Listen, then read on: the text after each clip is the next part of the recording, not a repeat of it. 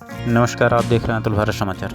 आइए चलते हैं आज की प्रमुख खबर पे। मिर्ज़ापुर में किसानों को मक्के की फसल से लाभान्वित कर रहा है IIMR संस्थान। भारत में एथेनॉल का उत्पादन बढ़ाने के लिए भारतीय मक्का अनुसंधान संस्थान ने इथेनॉल उद्योग के जलग्रहण क्षेत्र में मक्का उत्पादन में वृद्धि नामक प्रोजेक्ट शुरू किया है। इस संदर्भ में मिर्ज़ापुर में भी कार्यक्रम आयोजित किया गया। आइए देखते हैं पूरी खबर। मैं डॉक्टर प्रतीक सनोडिया सहायक प्राध्यापक हूँ, सस्य विज्ञान विभाग, कृषि विज्ञान संस्थान, काशी हिंदू विश्वविद्यालय। आज मिर्ज़ापुर जिले में ये जो कार्यक्रम आयोजित किया गया है उसके बारे में किसानों को क्या बताना चाहेंगे? आज हमने किसानों को ये बताया है कि कैचमेंट एरिया जो भारतीय कृषि अनुसंधान परिषद की जो एक नई परियोजना है, जिसमें हमारे भारतवर्ष में 15 राज्यों में मक्के का उत्पादन हमें बढ़ाना है।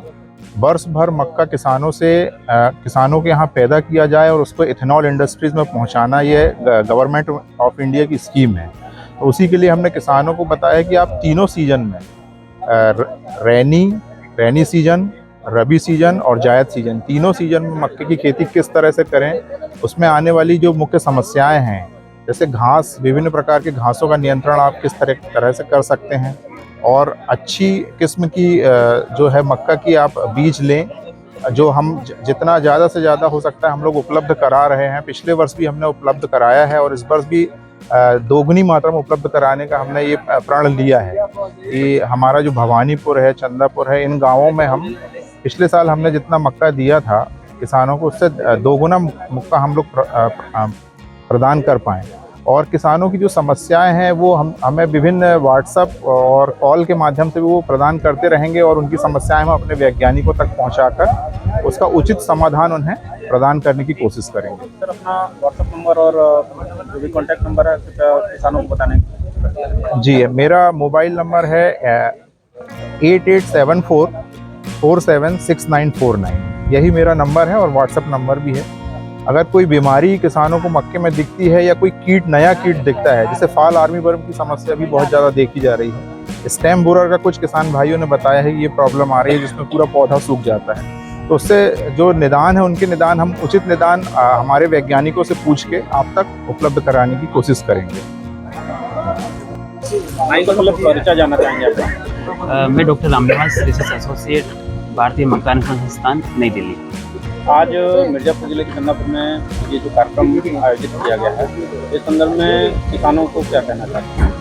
इसमें किसानों को हमने सर्वप्रथम ये जानकारी दी है कि जो भारत सरकार द्वारा जो अपने एथेनॉल उद्योग है, उनके जलग्रहण क्षेत्र में मक्का उत्पादन का एक प्रोजेक्ट चल रहा है। उसके संबंधित इनको हमने यहाँ 62 एकड़ सीड का डिस्ट्रीब्यूट किया था स्प्रिंग सीजन के लिए, और उसके अलावा आज हम दवाएँ भी इनको डिस्ट्रीब्यूट कर रहे हैं।